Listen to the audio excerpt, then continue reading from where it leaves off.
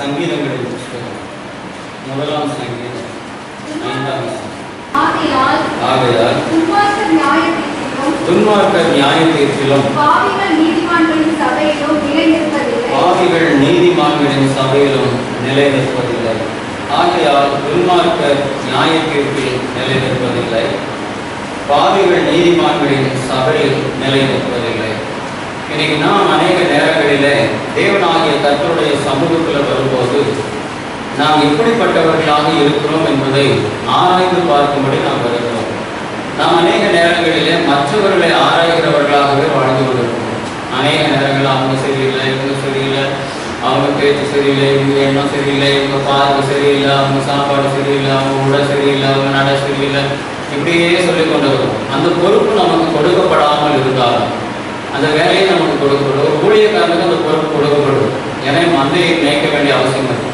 10 ஆடு இருக்குன்னா அந்த 10 ஆடு மேய்ஞ்சுதா, அது எதையா போய் சாப்பிட்டுட்டா, தேவையானதை சாப்பிட்டுட்டா, தேவையில்லாததை சாப்பிட்டுட்டா, அந்த ஆடு வளருதா வளரலையா, புத்திசாதனத்தோட இருக்கா இல்லாமல் இருக்கா, வேற எங்கேயாவது போகுதா, இதெல்லாம் அந்த மேய்ப்பனுக்கு உண்டான வேலை.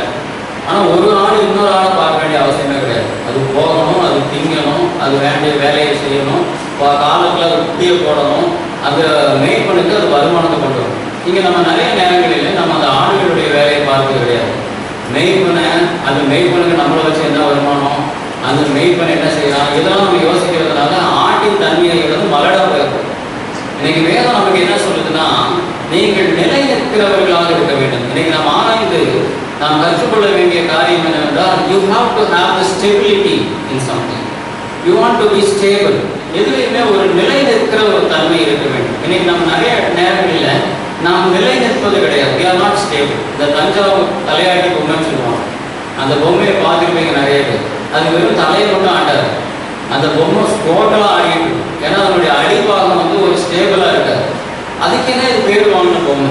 அதனால ஆடிக்கிட்டே இருக்கும், 4 பக்கமும் சுற்றிக்கிட்டே இருக்கும். நம்ம இங்கே அப்படிதான் இருக்கிறோம். ஒன்று தூக்கத்தில் ஆடுவோம், அப்படி இல்லைன்னா நம்ம வேற ஏதாவது நினைப்பில் ஆடிக்கிட்டு இருக்கோம். எந்த இடத்துலையுமே ஒரு ஸ்டேபிளாக இருக்க மாட்டோம். இன்னைக்கு வேதம் நமக்கு சொல்லுகிறது, you have to have the stability. You want to get fixed with some particular thing. ஏதாவது ஒன்றில் நீங்கள் நிரந்தரமாக நித்திய காலமாக நிற்கிறவர்களாக இருக்க வேண்டும். அதில் முதல் காரியத்தில் வேதம் சொல்லுகிறது, இவர்கள் பாவிகள் நீதிமான்களின் சபையில் நிலை நிற்பதில்லை. The Bible expects that the person should have a stability to be in one particular congregation for his lifetime. ஒரு சபையில அவர்கள் நிலை நிற்கிறவர்களாக இருக்க வேண்டும். இன்னைக்கு நிறைய நேரங்களில் நம்மளால சபைகளில் நிலை நிற்பது கிடையாது. இன்னைக்கு நான் 2வது சபைக்கு வந்திருக்கேன், சில நேரம் 4 சபைக்கு போகிறோம். அப்போ நம்ம ஒரு சபையில நிலை நிற்கிறவர்களாக நீங்க வேணா போல அதை பற்றி காரியம் கிடையாது. ஆனால் நீங்கள் எங்கே நிலைத்திருக்கிறீர்கள் என்பது முக்கியமான ஒன்று. அங்க வசனம் சொல்லுது, துன்மார்க்க பாவிகள் நீதிமான்களின் சபையில நிலை நிற்பதில்லை. இப்போ 2-3 வாரமா நான் கேள்விப்பட்ட சில செய்திகளை கேட்டால் ரொம்ப வேடிக்கை இருக்கு. அன்னைக்கு சீராடிக்கு போனாங்க. இந்த பாஸ்டனை எப்போ பாரு என்னையவே பேசிட்டு இருக்காரு. எனக்கு ரொம்ப சந்தோஷமா இருந்துச்சு சீராடிக்கு போனதுக்கு. ஏன்னா வசனம் நேரடியாக போய் இருதயத்தை பாதிச்சிருக்கு. அந்த கேள்வியை கேட்டால் எல்லாருமே என்னதான் சொன்னாங்க. அது ரொம்ப சந்தோஷமா இருக்கு. ஏன்னு கேட்டால் எல்லாருமே பார்வையாக இருக்கும். முதல்ல இந்த வசனம் எனக்குள் போய் அது உனக்குள் வருகிறது. அப்போ அதில் நானே சில நேரங்களில் குத்தப்பட்டு நிறைய சென்சாரில் கட் பண்ணி தான் வெளியே வரும். ஆனால் அதுவே நம்மளை பாதிக்குதுன்னா நிச்சயமாகவே நான் வேதத்திற்கு புறம்பாக இருக்கிறோம் என்பதுதான் அர்த்தம். அது உன்னை குத்துது அப்படின்னா அதுக்கு என்ன பண்ண முடியும்? குத்து வாங்கிக்கிட்டே உட்காந்துருக்கும். அப்படின்னு குத்தாதபடிக்கு உன்னை மாற்றிக்கொள்ள வேண்டும். பஞ்சு பார்த்தீங்கன்னா அது ரொம்ப மென்மையான ஒன்று, வெண்மையான ஒன்று. அந்த பஞ்சில் நீங்கள் எத்தனை ஆக்ரோஷமாக நீங்கள் ஈட்டியை ஏற்றாலும் அது ஒன்றுமே அதை குத்தி கிடைக்காது. அது சொத்துன்னு கீழே விடும். இன்னைக்கு உன்னுடைய வாழ்க்கையை தேவன் அப்படிதான் எதிர்பார்க்கிறார். சபைக்குள்ள நீ பஞ்சு மாதிரி இருக்கும். நமக்கு தலை கூட பஞ்சு மாதிரி இருக்க பிடிக்காது. அதை கருச்சூழலாம் அடிச்சுட்டு தான் உட்காந்து. இன்னைக்கு நீ எப்படி பஞ்சு போல வெண்மையா இருக்க போற, பஞ்சு போல எப்படி மென்மையா இருக்க போற? அப்பதான் உனக்கு ஊழியக்காரர்கள் சபையில தேவ வசனத்துல சொல்லுகிற ஒன்றும் உனக்கு குத்தாது. உங்ககிட்ட வரும்போது அந்த சொத்துன்னு விழுந்துடும். இன்னைக்கு குத்துது உன்னை கிழிக்குது அப்படின்னா உன்னுடைய வாழ்க்கையில வேத வார்த்தையின்படி நீ வாழலன்னு அர்த்தம். அதை முதல்ல நன்றாக தெரிந்து கொள்ளுங்க. யாராக இருந்தாலும் சரிதான். அதனால இங்க வசனம் சொல்லுது, பாவிகள் நீதிமான்களின் சபையில நிலை நிற்பதில்லை. ஓடிட்டே தான் இருக்கணும். இந்த காரியங்கள் உன்னுடைய வாழ்க்கையில ஒரு இடத்துல ஒன்று இருக்க விடாது. நீ எங்க மாறினாலும் சரி, நீ எங்க போனாலும் சரி, நீ வீட்டில் உட்காந்துருந்தாலும் சரி, வேற சபைக்கு போனாலும் சரி, நீ எங்க போனாலும் ஓடிக்கிட்டே தான் இருக்க கடைசி வரைக்கும். மசம் பிடிச்ச நாயை பார்த்தீங்கன்னா அது வேற ஒரு பிரச்சனையும் இருக்காது. மசை பிடிச்சிருச்சுன்னா அது தண்ணியை குடிக்கும், ஜல்லு எடுக்கும், ஒரு இடத்துல நிற்காது. ஒரு நாய் ஒரு இடத்துல நிற்கலைன்னா நம்ம தெரிஞ்சுக்கலாம் அது மசை பிடிச்சிருச்சு, அன்ஸ்டேபிள் ஆகிடுச்சுன்னு அர்த்தம். அது நிலை நிற்கவில்லை என்றால் அதுக்கு பிடிச்சிருச்சுன்னா. இன்னைக்கு நம்மளுடைய வாழ்க்கையில தேவன் சொல்ல உனக்கு பிடிச்சிருச்சா அது கேட்குறேன். உன்னுடைய வாழ்க்கையில தேவ வசனங்கள் இன்னொரு தன்மையும் இருக்கு. நம்ம அப்படியே ஜட்டமா இருக்காங்க, எத்தனை வேணா கொடுத்து என்ன வேணாலும் சொல்லு. இங்க ஒன்னே ஒன்று பேரை மட்டும் தான் சொல்றது இல்லை, நீங்க அத்தனை நீ சொல்றதுதான் சொல்றேன். ஆனாலும் ஒரு மாற்றமும் இல்லாம அப்படியே இருக்காங்க. இதுக்கு பேர் ஸ்டேபிள் கிடையாது. இது ஒரு லைஃப் டெஸ்டிங், அவ்வளவுதான். டெட் பாடி மாதிரி உட்காந்து பிரேதம் ஒன்று ஒரே இடத்துல உட்காந்து மனுஷன் அப்படி உட்கார வைக்க முடியுமான்னு ஒரு கேட்க முடியாது. இன்னைக்கு உனக்கு ஃபங்க்ஷன் பா, இன்னைக்கு நீ வந்து செத்ததான் நினைச்சிக்க, நான் ஐஸ் பெட்டியில் படுக்க வச்சிருக்கோம், இன்னைக்கு சாயங்காலம் வரைக்கும் நீ இருந்தா எவனா இருப்பானா, எப்படியாவது அசைச்சிருவான், மூக்கில் ஈ விட்டால் தான் கும்பிடுவான், ஏதாவது ஒன்று பண்ணிடுவான். பாடி அது நகரவே நகராது. சில சபையில் அப்படியும் இருக்கும், எந்த மாற்றமும் கிடையாது. நீ பாட்டுக்கு சொல்றதோ சொல்லு, நீ என்னதான் சொல்றேன்னு தெரியுது, என் பேரை மட்டும் தான் சொல்ல, பேரை கூட சொல்ல, அதை பற்றி எனக்கு நான் மாற போறதே கிடையாது. நிலை நிற்க வேண்டியவைகளும் உண்டு, நிலை நிற்க கூடாதவைகளும் உண்டு. இங்கே வசனம் சொல்லுகிறது சபையில நிலை நிற்க வேண்டுமானால் பாவிகள் நீதிமான்களின் சபையில நிலை நிற்க முடியாது என்று வசனம் சொல்லுகிறது. வேற என்ன காரியத்தை வேதம் சொல்லுகிறது? 5ஆம் சங்கீதம் 5ஆம் வசனம் வாசிக்கிறோம். வீம்புக்காரர் உடைய கண்களுக்கு முன்பாக நிலை நிற்க மாட்டார்கள். வீம்புக்காரர் உடைய கண்களுக்கு முன்பாக நிலை நிற்க மாட்டார்கள். அக்கிரமக்காரர் யாவரையும் வெறுக்கிறேன். என் தேவனாகிய கர்த்தருக்கு செவி கொடுக்காத, அவருடைய வேதத்தை தியானிக்காத வீம்புக்காரர், துன்மார்க்கத்தில் பிரியப்படுகிறவர்கள், இப்படிப்பட்ட ஜனங்கள் தேவனுடைய கண்களுக்கு முன்பாக நிலை நிற்க மாட்டார்கள் என்று சொல்லப்பட்டிருக்கிறது. அவர் கண்களுக்கு முன்பாக நிலை நிற்கிறவர்களாக இருக்க வேண்டும். சிலர் பார்த்தீங்கன்னா எப்படியாவது நம்ம கண்ணுக்கு தென்பட்டுட்டே இருப்பாங்க. சிலர் நம்ம பார்த்தாலே ஓடி போய் ஒழிஞ்சிருவாங்க. அவங்க இந்த இடத்துல தான் வேலை செய்யறாங்களா, இங்கேதான் வந்திருக்கிறாங்களான்னு கூட தெரியாது. ஏன்னா அவர்கள் தெளிவான பார்வையற்ற ஜனங்கள். அவங்க உன்னை பார்க்க விரும்புவது கிடையாது. ஏதோ ஒரு திருட்டுத்தனம் இருக்கும், ஏதோ ஒரு கள்ளத்தனம் இருக்கும். அவர்கள் மறைஞ்சுதான் இருப்பாங்க, நம்மளை கவனிச்சுக்கிட்டே தான் இருப்பாங்க. ஆனா நம்மளுடைய கவனத்துக்கு வரவே மாட்டாங்க. உங்களுக்கு இதெல்லாம் தெரியலைன்னா சைக்காலஜிக்கலா இன்னும் ஏதாவது டெஸ்ட் பண்ணி பாருங்க. அடிக்கடி உன் கண்களில் படுகிறவர்கள் உனக்கு உண்மையாக இருப்பார்கள். இங்க வேதம் சொல்லுது கர்த்தருடைய கண்களுக்கு முன்பாக நிலை நிற்கிறவர்கள் எப்பொழுதும் நீதிமான்களாக இருப்பார்கள். They will not disappear at any concern. அவர்கள் எந்த சூழ்நிலையிலும் கண்ணை விட்டு மறைய மாட்டார்கள். இங்க வசனத்தின்படி வீம்புக்காரர்கள் தேவனுடைய கண்களுக்கு முன்பாக நிலை நிற்க மாட்டார்கள். இன்னைக்கு ஆண்டவருடைய கண்களுக்கு முன்பாக நீங்க நிலை நிற்க முடியுமா? நம்ம செய்கிற காரியங்களில ஆண்டவருக்கு முன்னாடி நான் என்ன காரியத்தை செய்கிறேன், ஆண்டவருக்கு முன்பாக இந்த காரியத்தை பேசுகிறேன், ஆண்டவருக்கு முன்பாக இந்த காரியத்தை நிறைவேற்றுகிறேன்னு நீ சொல்லுகிற அளவிற்கு நீங்கள் வீம்புக்காரர் அல்லாத அனுபவமுள்ள ஜனங்களாக இருக்கிறீங்களா? தேவ கண்களுக்கு முன்பாக நீங்கள் நிலை நிற்கிறவர்களாக இருக்க வேண்டும். ஒன்று சபையிலே நிலை நிற்கிறவர்களாக இருக்க வேண்டும். அது பாவம் அல்லாத ஒரு பரிசுத்தம் உள்ள ஒரு வாழ்க்கை வேண்டும். வீம்பு பண்ணாத ஜனமாக இருந்தால் நீங்கள் கர்த்தருடைய கண்களுக்கு முன்பாக நிலை நிற்க முடியும் என்று வசனம் சொல்லுகிறது. தொடர்ந்து வாசிக்கலாம். சங்கீதங்களின் புஸ்தகம் 130ஆம் சங்கீதம் 3ஆம் வசனம். கர்த்தாவே, நீர் அக்கிரமங்களை கவனித்திருக்கிறானால் யார் நிலை நிற்பான்? ஆண்டவரே, என் அக்கிரமத்தை நீ கவனித்திருக்கிறானால் யார் நிலை நிற்பான்? அக்கிரமம் செய்கிறவர்கள் நிலை நிற்க முடியாது. ஒரு காரியத்துல ஸ்டேபிளா நிற்க முடியாது. நம்ம நினைச்சிட்டு இருக்கோம், நம்ம நின்றலாம், சாதிச்சிடலாம்னு, ஆனா முடியாது. அதான் இந்த வசனம் சொல்லுகிறது, கர்த்தாவே நீர் அக்கிரமங்களை கவனித்திருக்கிறானால் யார் நிலை நிற்பான்? இன்னைக்கு ஆண்டவர் நம்மளுடைய அநேக நேரங்களில் அக்கிரமங்களை கவனிக்கிறது இல்லை. நம்மளுடைய பாவங்களை அவர் பொருட்டாக எடுத்துக்கொள்வது கிடையாது. அதனாலதான் அவ்வளவு தைரியமா நின்று. ஆனா நினைக்கிறோம் நம்ம தான் நீதிமான்கள், நம்ம செய்யறது சரியென்று, நம்ம விரும்புகிற காரியம் தான் சரி என்று நினைக்கிறோம். வசனம் சொல்லுது, அக்கிரமக்காரரை தேவன் கண்ணோக்கி பார்ப்பாரானால் அவர்கள் நிலை நிற்க முடியாது. எரேமியாவின் புஸ்தகம் 42ஆம் அதிகாரம் 15ஆம் வசனத்தை வாசிக்கலாம். யூதாவில் மீந்து இருக்கிறவர்களே, அதை குறித்து உண்டான கர்த்தருடைய வார்த்தையை கேளுங்கள். நீங்கள் எகிப்துக்கு போக உங்கள் முகங்களை திருப்பி அங்கே தங்க போவீர்களானால் நீங்கள் பயப்படுகிற பட்டயம் எகிப்து தேசத்திலே உங்களை பிடிக்கும். நீங்கள் ஐயப்படுகிற பஞ்சம் எகிப்திலே உங்களுக்கு தொடர்ந்து வரும். அங்கே சாவீர்கள். எகிப்திலே தங்க வேண்டும் என்று அவ்விடத்துக்கு தங்கள் முகங்களை திருப்பின எல்லா மனுஷருக்கும் என்ன சம்பவிக்கும் என்றால், பட்டயத்தாலும் பஞ்சத்தாலும் கொள்ளை நோயாலும் சாவார்கள். நான் அவர்கள் மேல் வரப்பண்ணும் தீங்கினாலே அவர்களின் மீதியாய் இருக்கிறவர்களும் தப்புகிறவர்களும் இல்லை என்று அவர்களை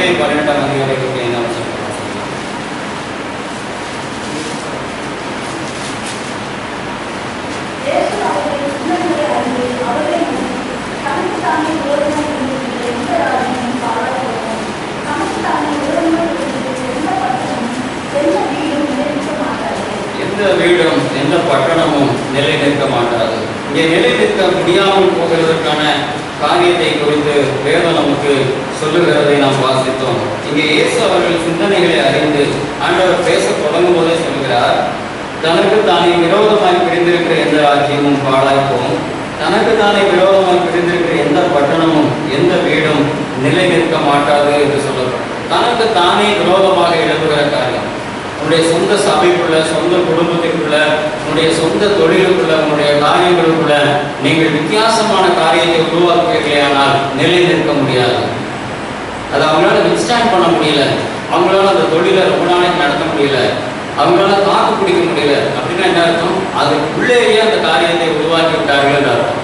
தனக்கு தானே கெடுதலை உண்டாக்கி கொள்கிற காரியம், உனக்கு நீயே கேடை உண்டாக்கி கொள்கிற காரியம், உனக்கு நீயே கெட்ட சிந்தனைகளை உருவாக்கி கொள்கிற காரியம். இன்னைக்கு நிறைய பேருடைய சமாதானத்துக்கு கேடு என்னன்னா, தனக்கு தானே கேடான காரியத்தை சிந்தித்துக் கொள்வது.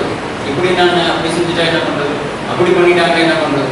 ஏன் இங்க வேதம் சொல்லுகிறது, தனக்கு தானே விரோதமாய் பிரிந்திருக்கிற எந்த ராஜ்யமும் பாழாய்க்கும், தனக்கு தானே விரோதமாய் பிரிந்திருக்கிற எந்த பட்டணமும் எந்த வீடும் நிலை நிற்க மாட்டாது என்று சொல்லப்படும்.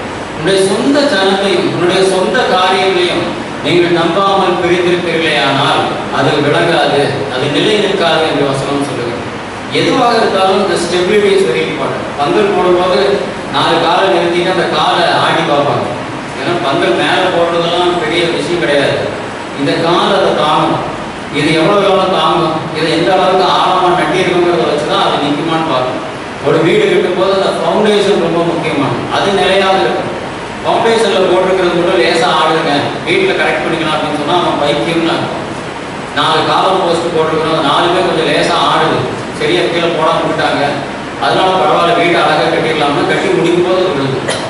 தனக்கு தானே கேடை உண்டாக்கி கொள்ளுகிற காரியம், உன்னுடைய காரியம் ஸ்டேபிளாக இருக்கும், ஒரு காரியத்தில் தெளிவாக இருக்கும், உன் நம்பிக்கை தெளிவாக இருக்க வேண்டும், உன் சிந்தைகள் தெளிவாக இருக்க வேண்டும். Instability creates a great problem. அதனுடைய ஃபைனல் திங் ஃபெயிலியராக தான் இருக்கும், அதில் மாற்றமே இருக்காது. அதனால தான் வசனம் சொல்லுகிறது, தனக்கு தானே கேடை உண்டாக்கி கொள்ளுகிறவர்களாக இருந்து விடாதீர்கள்.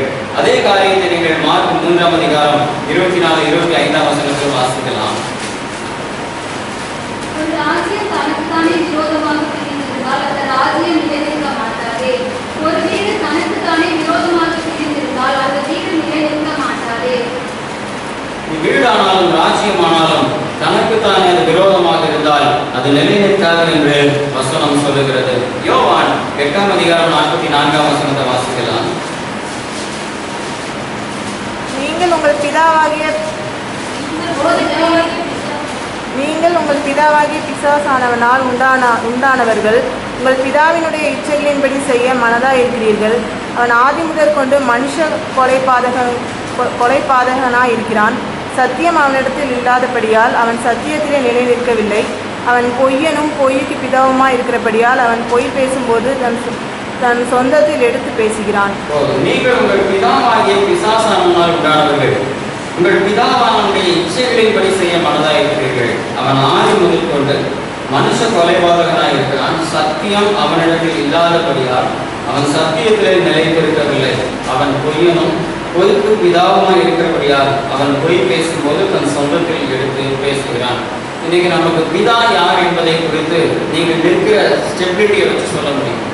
வசனம் சொல்லுகிறது, அவன் பொய்யனும் பொய்க்கு பிதாவுமாய் இருக்கிற அந்த பிதாவாகிய பிசாசை உடையவர்களாக இருக்கிறீர்கள். இன்னைக்கு நம்மளால ஒரு காரியத்தில் ஸ்டேபிளா நிற்க முடியலைன்னா, நாம் சொல்லுகிற காரியத்தில் நம்மளுடைய சத்திய வார்த்தைகளிலே ஸ்டேபிளா நிற்க முடியலைன்னா நம்முடைய பிதா பிசாசுன்னு வசனம் சொல்லுது. நல்லா கேட்டுக்கிட்டு இருக்கோம் ஓய்வு நாளில், இங்கே கேட்போம், கேட்கும் போதே நமக்கு திருவரிச்சுட்டு வர நம்மளால முடியாது. இப்படி நினைப்போம் அப்படி நினைப்போம், எப்படா இதை கேட்டுட்டு உட்கார்ந்து இருக்கிறது, நம்மளை சொல்கிற மாதிரியே இருக்கு அப்படின்னு அது ஒரு பக்கம் நமக்கு கோபம் வரும், வெறியா இருக்கு, எல்லாமே இருக்கும். திங்கக்கிழமை எப்போ காலையில் ஆகும் பார்த்து நம்மளுடைய காரியத்தை நிறைவேற்றுது. வசனம் சொல்றது, சத்தியத்தில் நீ நிலைக்கவில்லை, சத்தியத்தில் நிலை நிற்கவில்லை, கூடாத சாஞ்சிடும். பிதா உனக்கு பிசாசு, நீ உட்கார்ந்து இருக்கிற இடம் உனக்கு வித்தியாசமான இடமா தெரியுது.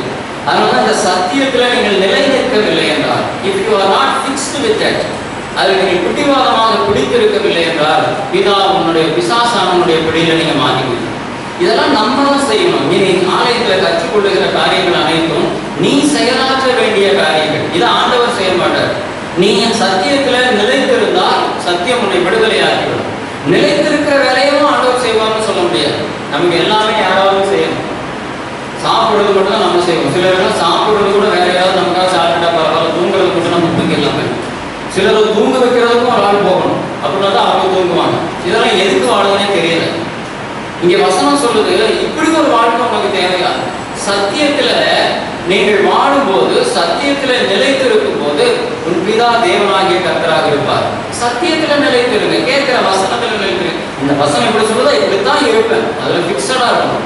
இந்த வார்த்தைகளை கேட்டிருக்கேன். போன வாரத்துல ஒரு பிரசங்கம் கேட்டிருக்கோம்னா, அது ஒரு வார பிரசங்கத்துக்கு ஒரே வார்த்தை தான். அந்த ஒரு வார்த்தை கூட ஞாபகம் இல்லாம நிறைய பேர் வாழுது. அந்த ஒரு காரியத்தை உன்னுடைய வாழ்க்கை கூட ஃபிக்ஸ் பண்ணிடு. இப்படி ஃபிக்ஸ் பண்ணிட்டே இருக்குன்னு வச்சுக்கோங்க, கடைசியில் உன்னுடைய வாழ்க்கை டோட்டலா வித்தியாசமாக இருக்கும். தேவன் விரும்புகிறபடி இருக்கும். ஒரு மரத்துல ஆணி ஒவ்வொரு நாளைக்கு ஒவ்வொரு ஆணி அடிச்சுட்டு இருக்கு. ஒரு வாரத்துக்கு ஒரு ஆணி அடிச்சா கூட ஒரு வருஷத்துல 52 ஆணி ஆகும். அடுத்த வருஷம் அந்த மரத்தை பார்க்கறவங்க கேட்பா, எவன்டா இத்தனை ஆணி அடிச்சது? மரம் தான் அது, அவ்வளோ பெரிய மரம். ஆனா அந்த 54 ஆணியும் அந்த மரத்துக்கு ஒரு வித்தியாசத்தை கொடுக்கும். உன் வாழ்க்கையில அந்த ஒரு வித்தியாசம் கூட இல்லை. 52 வருஷம் வாழ்ந்தா, 60 வருஷம் வாழ்ந்தா, 70 வருஷம் வாழ்ந்தா, அதேதான். சாப்பிட்ட சாப்பாடு உனக்கு வியாதி கூட கொடுத்துருச்சு. ஆனா கேட்ட வசனம் உனக்கு ஒன்றுமே கொடுக்கலையே. கேட்ட வசனம் வாழ்க்கையில ஒரு மாற்றத்தையும் கொடுக்கலையே. எவ்வளவோ கேட்டுட்டோம், இன்னும் கேட்டுக்கிட்டு இருக்கோம். வீட்டில் உட்காந்து கேட்கிறோம், செல்போன்ல கேட்கிறோம், டிவியில கேட்கிறோம். நாமளாவே சில வசனத்தை வாசிக்கிறோம். சத்தியத்துல நிலைத்திருக்கவில்லை. You are not fixed with it. You are not getting stable. You are not getting the stability of the word. அந்த வார்த்தையில நிலைத்திருக்க வேண்டும். அது ஆழமா உண்ணும். போன 2 மாசத்துக்கு முன்னாடி காத்தடிக்கும் போது அந்த சைக்கிளை போட்டு வேலி போனா சாஞ்சிருச்சு. வந்தவங்க போல சொன்னான், இப்படி காலை நட்டி இருந்தீங்கன்னா எப்படி நிற்கும்? காலை ஒரு 2 அடி ஆழத்துக்கு நட்டணும். 4 அடி தான் மேல இருக்கு, ஆனா காத்து பலமா இருக்கேன். அது ஸ்டேபிளா நிக்கணும்னா நீ 2 அடி ஆழத்துக்கு நட்டணும். மேல எவ்வளவு வேணும் நீ வச்சுக்கலாம், அழகு பார்த்துக்கலாம், நீ ஓட போட்டுக்கலாம், மாட்டிக்கலாம், எல்லா வரைக்கும் காரியம் நீ செய்யலாம். ஆனா அது நிக்கிறது எங்க நிற்கும்? அந்த கால் உறுதியா இருக்க வேண்டும். சத்தியத்துல நிலைத்திருங்கள், சத்திய வார்த்தையில நிலைத்திருங்கள். பிசாசானவன் அதுல நிலைச்சிருக்க மாட்டான். அப்ப நீ யாருடைய பிள்ளை? அததான் வேதம் தெளிவாய் சொல்லுகிறது. இயேசு கிறிஸ்து தன் வாயிலிருந்து சொல்லுகிறார், நீங்கள் உங்கள் பிதாவாகிய பிசாசானவனால் உண்டானவர்கள், உங்கள் பிதாவுடைய இச்சைகளின்படி செய்ய மனதாய் இருப்பீர்கள். நீங்கள் உங்களுடைய விருப்பம் என்னவா இருக்கு? வேதம் சொல்லுகிறது நம்ம 4 பேருக்கு சாட்சியா இருக்கணும். இன்னும் உன்னுடைய பிதா என்ன சொன்னா, 4 பேருக்கு காட்சியா இருக்கணும். 4 பேருக்கு சாட்சியா இருக்கிறது ஈஸியா, காட்சியா இருக்கிறது ஈஸியா? சாட்சியா இருக்கணும்னா உன்னுடைய ஐம்புலன்களையும் கட்டுப்படுத்தணும், உன்னுடைய ஆசைகளை துறக்கணும், உன்னுடைய வெறுப்புகளை வெறுப்பாக்கணும். ஆனா காட்சியா இருக்கணும்னா போற வழியில கொஞ்சம் கிழிச்சு விட்டு போனா போதும், கிழிச்சு போட்டு போனா போதும். இன்னைக்கு நீ பெரிய பிரபலமாக சினிமா நடிகனாகவும் நடிகையாகவும் மாறிவிட்டு இன்னைக்கு அதைத்தான் பிசாசானவன் உனக்கு தகப்பனா இருக்கிறபடினால, பிதாவாக இருக்கிறபடினால நீ விரும்புகிறாய். நீ விரும்புகிறதனுடைய நோக்கத்தை வேதம் தெளிவாய் சொல்லுகிறது. சிலைகள் நிலை நிற்கும் என்று வேதம் சொல்லுகிறதை நாம் வேகமாக வாசித்து முடிக்கலாம். திரும்பவும் சங்கீதங்களின் பகுதிக்கு வரலாம். 89ஆம் சங்கீதம் 29ஆம் வசனம்.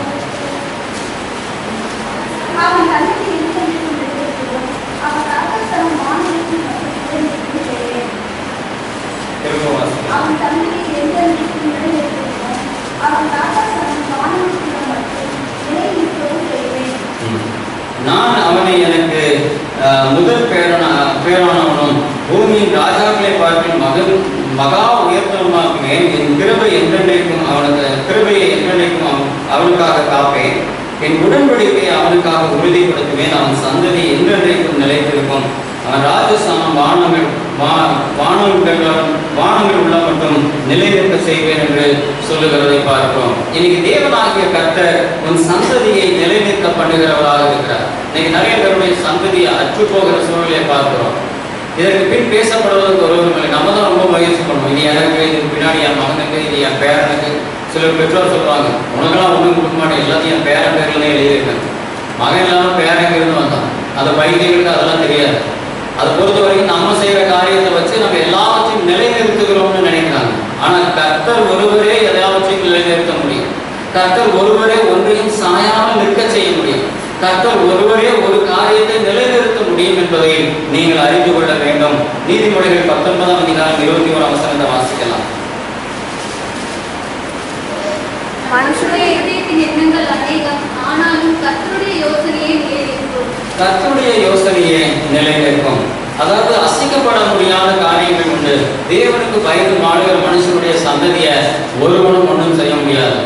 அந்த சந்ததி நிலை நிற்கும் என்று வேதம் சொல்லுகிறது. நீங்கள் ஒண்ணுமே செய்ய முடியாது. இரண்டாவது பார்க்க ஒரு காரியத்தை குறித்து வேதம் சொல்லுகிறதை நாம் வாசித்தோம். மனுஷனுடைய இருதயத்தின் எண்ணங்கள் அநேகம், ஆனாலும் கர்த்தருடைய யோசனையே நிலை நிற்கும். ஆண்டவருடைய யோசனையை தவிர வேற உண்மையை பண்ணவே முடியாது. உடனே சில சோம்பேறி சொல்லிடும், ஆண்டவர் ஒரு இஷ்டப்படி நடத்தணும். அவர் இஷ்டம் என்ன தெரியுமா? நீ எப்படி செயலாற்றுகிறாயோ அதற்கு தகுந்தபடி செய்வதுதான் அவருடைய இஷ்டம். அவர் சொன்னபடி வாழும்போது தேவன் நினைத்தது நடந்து செய்வோம் வாழ்க்கை. அது நன்மையாகவும் தீமையாகவும் உன் கையில இருக்கு. நீ சோம்பேறியாக சோம்பேறிக்கு உண்டானது என்னவோ அதுதான். நீ துன்மார்க்கனாக துன்மார்க்கனுக்குரியது என்னவோ அதுதான். அவருடைய இஷ்டம் தான், அவருடைய நினைவுகள் தான் என்பது வேதம் சொன்னாலும் அவருடைய நினைவுகளை நீ மாற்றுகிற, அவருடைய நினைவுகளை உனக்கு உகந்ததாக மாற்றிக் கொள்ளுகிற வாய்ப்பை இந்த வேதமும் இந்த சத்தியமும் உனக்கு கொடுத்திருக்கு. அவர் உனக்காக நன்மையானதை நினைக்கும்படி நீ செய்ய முடியும். உன் பேரில் கர்த்தர் தம்முடைய நினைவை மாற்றிக்கொள்ள உன்னால் மாற்ற முடியும். நினைவே ஜனங்கள் அதான செஞ்சாங்க. நினைவேக்காக அந்த காரியத்தை பார்க்க ரொம்ப ஆச்சரியமா இருக்கு. யோனாவுக்கு போய் சொல்றாரு, நினைவே ஜனங்கள் பாவங்கள் பெரிய கிடக்குறாங்கப்பா, போய் அவங்களை அழிக்க போறேன், 40 நாள் டைம் ஃபிக்ஸ் பண்ணிட்டார், கவுண்ட் டவுன் ஸ்டார்ட், போய் சொல்லிடு அப்படின்னு. யோனா அங்கே போய் சொல்றதுக்கு பயப்படுகிற அளவுக்கு அது உண்மைதான். அந்த ஜனங்கள் அவ்வளோ மோசமான ஜனங்கள். தர்சீஸ்க்கு நேராக போறான். ஆண்டவர் பார்க்கிறாரு, இவன் நம்ம சொன்ன பேச கேட்க மாட்டேங்கிறான்னா அவனை திரும்ப அங்கிருந்து தர்சீஸ்ல கடலை கொந்தளிக்க பண்ணி அவனை தூக்கி கடல்ல போட்டு அவனை மீன் விழுங்கி மீன் வயிற்றுல 3 நாள் உட்கார்ந்து இருந்து அவ்வளோ ரிஸ்க் எடுத்து கொண்டு வந்து அந்த மீன் அவனை நினைவேல கக்குது. அங்கிருந்து எந்திரிச்சு போய் கக்கினதெல்லாம் தொடச்சிட்டு நினைவேல போய் ஆண்டவர் சொன்னதை பல்ல கடிச்சிட்டு சொல்லிட்டு இனி என்ன செய்யறாரு? பாதுகாப்பு உட்கார்ந்துட்டு இருக்கிறாரு. நினைவே ஜனங்கள் மனதில் யோனாவை பைத்தியமாக்கிட்டார். அவர் நினைச்சபடி ஒன்றும் நடக்கல. அந்த ஜனங்களுக்காக கர்த்தர் மனஸ்தாபப்பட்டார். நினைவுகளை மாற்றுகிற வல்லமை நினைவேக்கு இருக்குமானால் உனக்கு ஏன் இல்லை? ஆனா வசனம் சொல்லுகிறது, மனுஷனுடைய இருதயத்தின் எண்ணங்கள் அநேகம், ஆனாலும் கர்த்தருடைய யோசனையே நிலை நிற்கும். நமக்கு நிறைய நேரங்களில் நம்ம குறித்த யோசனை இருக்காது. நம்ம இப்படி பண்ணிட்டு இருக்கோமே, நம்ம இவ்வளவு துரோகம் பண்றோமே, நம்ம இவ்வளவு அநியாயம் பண்றோமே, நம்ம இவ்வளவு அக்கிரமம் யோசிக்கிறோமே, இவ்வளவு தகாதவைகளை பேசுறோமே, ஆண்டவருடைய காரியத்தில் இவ்வளவு அலட்சியமா இருக்கிறோமே, இவ்வளவு சோம்பேறியா இருக்கிறோமே, இப்படி அவசியமற்ற வாழ்க்கை வாழ்றோமே, அதெல்லாம் ஒன்றும் யோசிக்க மாட்டோம். மற்றவங்களை பத்தி யோசிப்போம். அவனுக்கு என்ன நடக்கும், அவன் இப்படி பேசிட்டானே, அவன் இப்படி செஞ்சுட்டானே, அவன் இப்படி நாசமா போக போறான், இதை பத்தி யோசிக்கிட்டே இருக்கு. இங்கே வேதம் சொல்லுது, அவருடைய யோசனைகள் தான் நிலைநிற்கும். அவனை குறித்து என்ன நினைத்திருக்கிறாரோ அதை நடத்துவார். அவன் எங்க வேணாலும் மனம் விரும்புவான், எங்க வேணாலும் ஆண்டவருடைய சமூகத்தில் தன் பாவத்தை குறித்து மனஸ்தாபப்படுவான், எங்க வேண்டுமானாலும் அவன் தன்னை திருத்திக் கொள்வான், மாற்றிக் கொள்வான். நீ என்ன பண்ணிட்டு இருக்க? உன்னுடைய காரியத்துல தேவனுடைய நினைவுகள் என்ன என்பதை யோசித்துப்பார். அதுதான் இருக்கும், அது நிலைநிற்கும், அது ஒரு நாளும் மாறாது. தேவனுடைய காரியத்தை ஒருவரும் மாற்ற முடியாது. அதை இப்படி மாற்றி இங்க எப்படி அங்க நட்ட முடியாது. அவருடைய யோசனைகள், மனிதனுடைய யோசனைகள் எப்படி வேணா இருக்கலாம், தேவனுடைய காரியங்கள் தான் அது நிலைநிற்கும் என்று வசனம் சொல்லுகிறது. தொடர்ந்து வாசிக்கலாம். நீதிமொழிகள் 12ஆம் அதிகாரம் 7ஆம் வசனம்.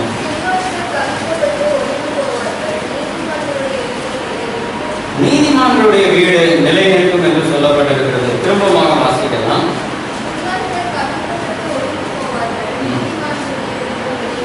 துன்மார்க்கர் கவிழ்க்கப்பட்டு ஒழிந்து போவார்கள், நீதிமான்களுடைய வீடோ நிலைநிற்கும். துன்மார்க்கர் வளரவே மாட்டாங்க, அந்த விதை முளைக்காதுன்னு சொல்லல. அந்த வசனம் சொல்லுது கவிழ்க்கப்பட்டு ஒழிந்து போவார்கள். கப்பல் மாதிரி வளர்ந்துருப்பான் துன்மார்க்கர். நீ துன்மார்க்கனுடைய வளர்ச்சியை பார்த்து நீ துன்மார்க்கனா போயிடாத. துன்மார்க்கனுடைய வீடுகளை பார்த்து, துன்மார்க்கனுடைய மாளிகைகளை பார்த்து, துன்மார்க்கனுடைய உயர்வை பார்த்து, துன்மார்க்கனுக்கு கிடைத்திருக்கிற எல்லா வாய்ப்புகளை பார்த்து எதிர்த்து நிற்க எவனும் முடியாதபடி பயங்கர சக்தியாக இருக்கிறார்கள் நினைச்சு பயந்துடாத. அது கவிழ்க்கப்படுவதற்கு வளர்க்கப்படுகிறது.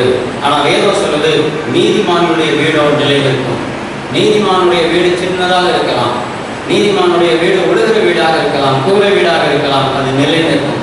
கவிழ்க்கப்படுகிற வீடு வேணுமா, நிலைத்திருக்கிற வீடு வேணுமா? வீடுனா சாதாரண உலகத்தில் நம்ம பெற்ற வீட்டை பத்தி நான் பேசல. வாழ்க்கை, உன்னுடைய வாழ்க்கை எப்படி உயர்வாக பார்த்தாலும் அது துன்மார்க்கனுடைய உயர்வை என்னைக்குமே ஆசைப்படாதீங்க. துன்மார்க்கத்தினுடைய வளர்ச்சியை என்னைக்குமே விரும்பாத, மாறாக அது கவிழ்க்கப்படும் என்பதை உணர்ந்து நீதிமானுடைய வீடு நிலை நிற்கும் என்று வசனம் சொல்லுகிறது. 25ஆம் அதிகாரம் 5ஆம் வசனத்தை வாசிக்கலாம்.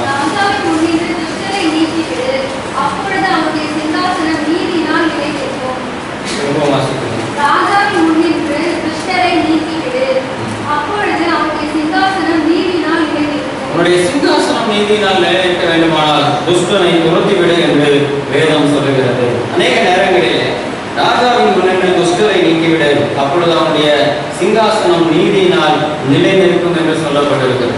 இன்னைக்கு நம்ம முன்னாடி நம்ம துஷ்டமான காரியங்களை, தீங்கான காரியங்களை வைத்திருக்கிற வரைக்கும் உன்னுடைய சிங்காசனம் நிலைத்திருக்காது, அது ஆடிக்கிட்டு தான் இருக்கும். துஷ்டனை துரைத்து விடு, அப்பொழுது நீதியினால் நிலை நிற்கும் என்று சொல்லப்பட்டிருக்கு. நீதி இல்லாமல் எந்த இடத்திலும் நிலையான ஒரு காரியத்தை நீ பெற்றுக்கொள்ள முடியாது. இன்னைக்கு தற்காலிகமா நம்ம இந்த காரியத்தை பெற்றுக்கொண்டோம்னு நினைப்போம், அது நித்திய காலமாக நம்ம வாழ்க்கையில நீடிக்காது. அநியாயமாய் சேர்க்கிற பணம் ஒரு நாளும் உன் வாழ்க்கையில ஆசீர்வாதத்தை கொடுக்காது. சோம்பலினால் வரக்கூடிய எந்த செல்வமும் உன் வாழ்க்கையில நிலைக்காது. அதே போலதான் நீதி இல்லாமல் உன் காரியங்கள் ஒன்றும் நிலை நிற்காது. I will oscillate. It will not have the stability. Once it will fall. அவ்வளவுதான். எந்த கட்டடமும் அதனுடைய உறுதித்தன்மை இல்லைனா எப்ப வேணா விழுந்துடும்.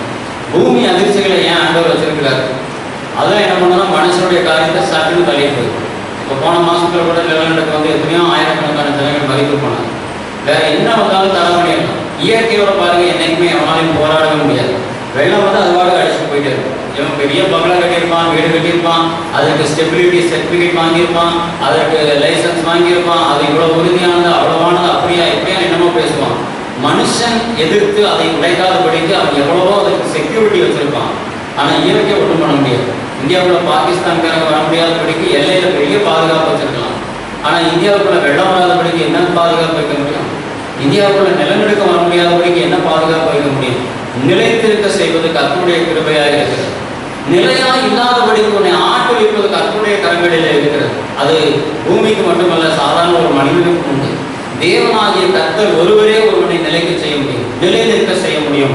அது நீதியினால் மட்டும்தான் முடியும். எந்த காரியத்தை செய்தாலும் நீதியாய் செய்யுங்கள், எந்த காரியத்தை செய்தாலும் நியாயமாய் செய்யுங்கள், எந்த காரியத்தை செய்தாலும் அது உபயோகமாய் செய்யுங்கள். அது உன்னுடைய வாழ்க்கையில நிலையான ஆசீர்வாதத்தை கொடுக்கும். ஏசாயா தீர்க்கதரிசியின் புஸ்தகம் 14ஆம் அதிகாரம் 24ஆம் வசனத்தை வாசிக்கலாம்.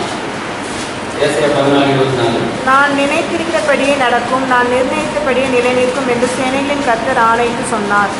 சேனைகளின் கர்த்தர் ஆணையிட்டு சொல்லுகிற காரியம் என்னவென்றால், திரும்பவும் வாசிக்கலாம். நான் நினைத்திருக்கிறபடியே நடக்கும், நான் நிர்ணயித்தபடியே நிலை நிற்கும். அவர் நினைச்சபடிதான் நடக்கும். இன்னைக்கு இந்த ஒரு காரியத்தை உன் வாழ்க்கையில கற்றுக்கொண்டால் போதும். கர்த்தர் நினைக்கிறது மட்டும்தான் உன் வாழ்க்கையில நிலை நிற்கும். கர்த்தர் என்ன நினைக்கணும்னு சொல்லி அதை தீர்மானம் பண்ண வேண்டியது உன்னுடைய செயல்பாடுகள் தான்.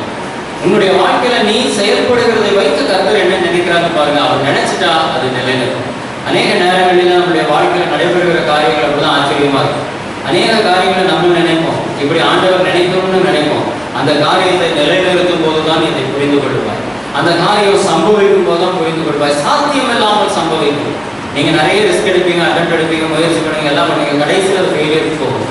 எந்த அட்டம்ட்டுமே இல்லாம நினைவுகள் மட்டும் தேவனோடு ஒன்று சேரும் போது அது நிலைத்திருக்கிறதை நீங்கள் பார்க்க முடியும். கடைசியாக கொலோசையரின் புஸ்தகம் 1ஆம் அதிகாரம் 17ஆம் வசனத்தை வாசிக்கலாம். அவர் எல்லாவற்றிற்கும் முந்தினவர், எல்லாம் அவருக்குள் நிலை நிற்கிறது. அவர் எல்லாவற்றிற்கும் முந்தினவர், எல்லாம் அவருக்குள் நிலை நிற்கிறது. எல்லாம் அவருக்குள் நிலை நிற்கிறது. எல்லாவற்றிற்கும் முந்தினவர், வானத்தை பூமியை இவைகள் எல்லாவற்றையும் உண்டாக்கி மனிதனை உண்டாக்கின இவைகள் எல்லாவற்றிற்கும் அவர் முந்தினவர், எல்லாம் அவருக்குள் நிலை நிற்கிறது. அந்த ஒரு அறிவு தான் நமக்கு போகும். வேற எதுவும் நிலையானது கிடையாது. தேவனாகிய கர்த்தர் நினைத்திருக்கிறது மட்டும்தான் உன் வாழ்க்கையில நிலை நிற்கும். அதை தவிர வேற ஒன்றையும் நீங்கள் நிலைநிறுத்திக் கொள்ள முடியாது. இது எல்லாம் அசையக்கூடியதாக தான் இருக்கிறது. பூமியில சொல்லுவாங்க, அசையும் சொத்து அசையா சொத்து. அசையா சொத்துக்கள் எல்லாம் இன்னைக்கு தேவனாகிய கர்த்தர் நினைத்தால் அசைத்து விட முடியும். ஆனால் அவருடைய நினைவுகள் ஒரு நாளும் அசையாது என்று சொல்லப்பட்டிருக்கு. எது நிலை நிற்க வேண்டும் என்று சொல்லி வேதம் சொல்லுகிற 2 காரியங்களை மட்டும் நாம் வாசித்து முடிக்கலாம். மத்திய 24ஆம் அதிகாரம் 13ஆம் வசனம். முடிவு பரியந்தம் நிலை நிற்கிறவனே ரட்சிக்கப்படுவான். ஏன் நிலை நிற்க வேண்டும்? ஏன் கடைசி வரைக்கும் சத்தியத்தில் நிலைத்திருக்க வேண்டும்? ஏன் கடைசி வரைக்கும் தேவனாகிய கர்த்தருக்கு முன்பாக நாம் நிலைத்திருக்க வேண்டும்? ஏன் தேவ சபையிலே நிலை நிற்க வேண்டும்? ஏன் இந்த காரியங்கள் எல்லாவற்றிலையும் கர்த்தருடைய கண்களுக்கு முன்பாக நிலை நிற்க வேண்டும்? இறுதி வரை நிலை நிற்பவனே ரட்சிக்கப்படுவான். கடைசி வரைக்கும் நீங்கள் நிலைத்திருக்கவில்லை என்றால் நீ ரட்சிக்கப்பட முடியாது, மீட்கப்பட முடியாது. இன்னொரு வசனத்தை கூட நம்ம வாசிக்கலாம். கொலோசையர் 4ஆம் அதிகாரம் 12ஆம் வசனம்.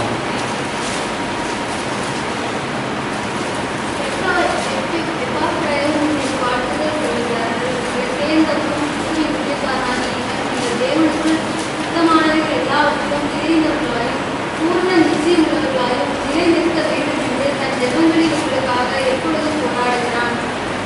இங்க வசனம் சொல்லுகிறது, நீங்கள் எல்லா தேவனுடைய செயலின் மேலுள்ள விசுவாசத்தினாலே அவரோட கூட எழுந்தவர்களுமாய் நீங்கள் இருக்கிறீர்கள். மேலும் வசனத்தில் நாம் வாசிக்கிறோம், நீங்கள் பூரண நிச்சயம் உள்ளவர்களாயும் நிலை நிற்க வேண்டும் என்று இங்கே தன் ஜெபங்களில் உங்களுக்காக எப்பொழுதும் போராடுகிறான். யார் போராடுகிறான்? உங்களை சேர்ந்தவனும் கிறிஸ்துவின் ஊழியக்காரனும் ஆகிய இவன் நீங்கள் தேவனுக்கு சுத்தமானவைகள் எல்லாவற்றிலேயும் தேறினவர்களாயும் பூரண நிச்சயம் உள்ளவர்களாயும் நிலைத்திருக்க வேண்டும். தேவனுக்கு பிரியமானது, தேவனுடைய சித்தமானதை அதில் நீங்கள் நிலை நிற்க தேறினவர்களாக, அதில் நிச்சயம் உள்ளவர்களாக நீங்கள் உங்கள் ஜெபங்களிலே நீங்கள் நிலை நிற்கிறவர்களாக இருக்க வேண்டும். ரட்சிப்பு மனிதனுக்கு முக்கியமானது, தேவ சித்தம் செய்வது மனிதனுக்கு முக்கியமானது. இவைகளிலே நீங்கள் நிலை நிற்கிறவர்களாக இருக்க வேண்டும் என்பது தேவனுக்கு பிரியமான ஒன்று. நிலைத்திருக்கிற காரியம் ரொம்ப முக்கியமானது. ஏன் நிலைத்து நிற்க வேண்டும் என்றால், அதுவரைக்கும் உங்களை ஒருவரும் அசைக்க முடியாது. அந்த நிலை நிற்கிற காரியத்தை நீங்கள் விட்டுட்டீங்கன்னா நீங்கள் அசைக்கப்படுவீர்கள். நீங்கள் அங்குமிங்குமாக கடந்து செல்ல வேண்டிய அவசியம் அது. சபையில நிலை நிற்கவில்லை என்றால் ஒவ்வொரு இடமா டேஸ்ட் பார்க்க வேண்டியது. நம்ம ஆதியில ஆண்டவரை அறிந்து கொண்ட நாளில இருந்து நம்ம எந்த சத்தியத்தை கேட்டிருக்கிறோமோ அதிலேயே நிலைத்திருந்தாதான் நல்லது. பிறந்தது அடுத்த நாளில இருந்து அதே ஊர்ல அந்த தண்ணியை நீங்க எவ்வளவு குடிச்சாலும் உங்களுக்கு ஒண்ணுமே செய்யாது. அதை கொதிக்க வைக்க வேண்டியதில்லை, அதை வடிகட்ட வேண்டியதில்லை, அது என்ன ஆனாலும் உங்களுக்கு ஒன்றும் பண்ணாது. இந்த ஊர்ல இருந்து வேற ஒரு ஊர்ல போய் தண்ணி குடிச்சுன்னா சளி பிடிச்சிடும். இன்னொரு ஊர்ல போய் தண்ணி குடிச்சுன்னா வேற வியாதியை கொண்டு வந்துடும். அதில் நிலைத்திருக்கிறவர்களாக இருக்க வேண்டும். உணவு பழக்கம் அதே மாதிரி தான். சவுத் இந்தியன் ஃபுட்டு தான் நமக்கு சேரும். நம்ம போய் திடீர்னு நார்த் இந்தியன் ஃபுட்டை சாப்பிட்டா நமக்கு சேராது. ஏன்னா இதுல உங்களுடைய சரீரம் நிலைத்திருக்கிறது. அதே போலதான் சபையில நிலைத்திருக்க வேண்டும். நீங்கள் சத்தியத்துல நிலைத்திருக்க வேண்டும். சத்தியத்துல நிலைத்திருக்கிறவர்கள் உலக சம்பிரதாயங்களுக்குள்ள போனீங்கன்னா உங்களால அதை மெயின்டைன் பண்ண முடியாது. உலக சம்பிரதாயங்கள் சத்தியத்திற்கும் அதற்கும் சம்பந்தம் இருக்காது. ரெண்டுலேயும் கால் வச்சுனா உங்களுடைய காரியங்கள் சரியாக இருக்காது. அதனாலதான் நீங்கள் நிலைத்திருக்க வேண்டும். எது நிலையானதாக இருக்கும்? கர்த்தருடைய யோசனைகள் நிலையானதாக இருக்கும். அதை நீ ஒண்ணுமே அசைக்க முடியாது. அவருடைய நீதிகள் நியாயங்கள் எல்லாம் அது நித்தமும் அவைகள் நிலைநிற்கிறதாக இருக்கும். அவர் எல்லாவற்றையும் நிலைநிறுத்துகிற கர்த்தர்.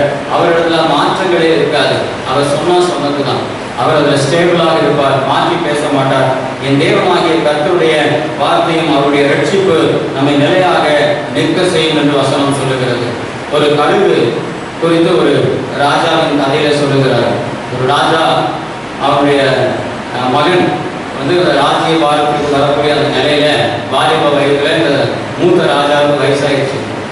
அப்போ அவருடைய மகனை கூப்பிட்டு, நீ அடுத்தது நீ ராஜாவாக போறப்பா, அதனால நீ ராஜாவாகும் போது உனக்காக நான் ஒரு பரிசு கொடுக்கணும்னு சொல்லிட்டு 2 கழுகு குஞ்சுகளை ஒரு கூண்டுல போட்டு அதை அவன் கையில கொடுத்து இதை நீ நல்லா வளர்த்து வரணும். கடைசி அந்த எப்படி இப்போ நீ வளர்ந்து ஒரு பெரிய ராஜாவாக வரையோ அதே மாதிரி அந்த கழுகுகளும் நல்லா வளர்ந்து அதுக்கு பறந்து போகக்கூடிய அளவிற்கு பக்குவமான ஒரு சூழ்நிலைக்கு வந்த பின்பதாக நீ அந்த கழுகுகளை பறக்க விட்டுறணும் சுதந்திரமாக அப்படின்னு சொல்லி அந்த ராஜா அவனுடைய மகனுக்கு அந்த 2 கழுகு குஞ்சுகளை பரிசாக கொடுத்து அந்த ராஜ்ய வார்த்தையும் அவன் கையில விட்டு கொடுத்தார். அவன் வளர்ந்து அதே போல அந்த ராஜாவாக அவனுடைய மகன் வளர்ந்து வருகிறான். ஒரு குறிப்பிட்ட காலத்தில் அவங்க தந்தை இறந்து போறாரு. இவன் தான் இப்பொழுது ராஜாவாக இருக்கிறான். அப்போ அவன் தந்தை ராஜ்ய பாரத்தை கொடுக்கும்போது நமக்கு பரிசாக கொடுத்த கழுகுன்னு சொல்லி அந்த கழுகு குஞ்சுகளை ரொம்ப சிறப்பாக எல்லா உணவுகளையும் கொடுத்து அதை ஆரோக்கியமாக அதை வளர்த்து வரான். அதுகளும் அந்த கூண்டிலே நன்றாக வளர்ந்து பெரிதாகிவிட்டது. ஒரு குறிப்பிட்ட நாள் வரும்போது மந்திரிகளை கூப்பிட்டு கேட்கிறான், இனி இந்த கழுகுகள் பறக்கக்கூடிய அளவிற்கு பக்குவமாயிடுச்சா அப்படின்னு சொல்லி அவர்கள் எல்லாம் அதை ஆராய்ச்சி பார்த்து நல்ல பக்குவமாயிடுச்சு ராஜா, இனிமேல் நாம் அந்த கழுகுகளை பறக்க விடலாம் உங்களுடைய தந்தையின் விருப்பப்படின்னு சொல்லி அந்த கழுகுகளை தூக்கி கொண்டு வந்து கூண்டிலிருந்து வெளியே கொண்டு வந்து அந்த ராஜ்ய பாரத்தில் எல்லாரும் பார்க்கும்படி ஒரு பெரிய மரக்கிளையில அமர செய்தார்கள். செஞ்ச உடனேயே ஒரு கழுகு கட்டணம் பறந்து போய்விட்டது. மற்றொரு கழுகு பறக்கவே இல்லை, அந்த கிளையிலேயே அமர்ந்திருந்தது.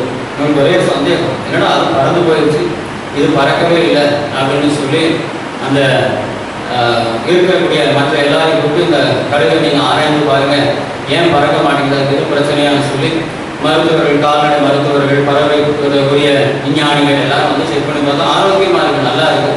ரெக்கைகள் எல்லாம் ஆட்டி பார்க்குறாங்க, அது எல்லாமே ஆட்டினாலும் அது தானாக பறந்து போக காணும். அப்புறம் அந்த ராஜாவுக்கு ஒன்றுமே புரியல. 1 நாள் ஆனது, 2 நாள் ஆனது, 1 வாரம் ஆனது. அந்த இடத்துல உட்காந்து நல்லா சாப்பிடுது, நல்லா தூங்குது, எல்லா காரியத்தையும் செய்து ஆனால் பறக்க விட மாட்டேங்குது. 2 நாள் 1 வாரம் போன உடனே என்ன பண்ணுறதுன்னு தெரியல. அப்புறம் அவர் ஒரு பெரிய திட்டம் போடுகிறார். இந்த இடத்துல இந்த ஊர்ல யாராவது ஒருத்தர் இந்த கழுகை பறக்க செஞ்சீங்கன்னா அவங்களுக்கு நல்ல வெகுமதியை கொடுக்குறேன், ஏன்னா அது பறந்து போகணுமே அப்படின்னு சொல்லி வெகுமதிகளை கொடுக்குறேன்னு அறிவிச்ச உடனே ஒரு வயதான ஒரு விவசாயி வர, ராஜா நான் அந்த கழுகை பறக்க வைக்கிறேன் அப்படின்னு சொல்லி உடனே ராஜா ஒரு ஆச்சரியமா இருக்கு. அங்க இருக்கிற விஞ்ஞானிகள், அந்த நாட்டில் இருக்கிற பெரிய பெரிய ஞானிகள் எல்லாரும் வந்திருக்காங்க அப்படின்னு ஆச்சரியமா இருக்கு. நம்மளால தான் முடியாதுன்னு இந்த சாதாரண விவசாயி எப்படி செய்ய போறோம் அப்படின்னு சொல்லிட்டு, இருந்தாலும் வேற வழி கிடையாது, யாராலையும் முடியல, நாட்கள் போயிட்டே இருக்கிறதுனால ராஜா சரி ட்ரை பண்ணி பாருங்க.